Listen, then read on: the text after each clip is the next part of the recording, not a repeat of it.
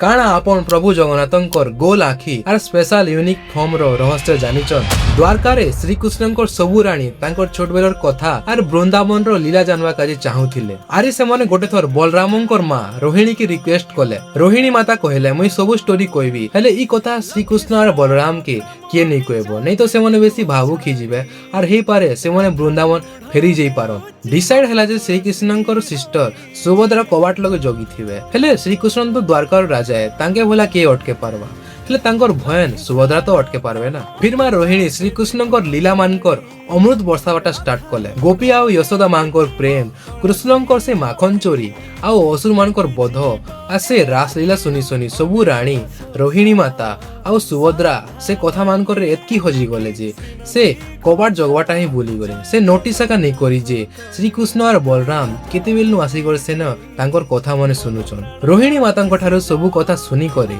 कृष्ण बलराम और सुभद्रा एतकी खुशी गले जे तांकर आखि राउंड राउंड आरे तांकर बॉडी श्रिंक ही गला एंड दे एंटर्ड महाबाहु। ई दिव्य स्वरूप रे प्रभु जगन्नाथ भाई बलभद्र आउ बुहेन सुभद्रा संगे सबु भक्त मान के पूरी जगन्नाथ मंदिर रे दर्शन देसन। कमेंट रे जय जगन्नाथ लिखिकिना मोके फॉलो करवाटा नहीं भूलबो।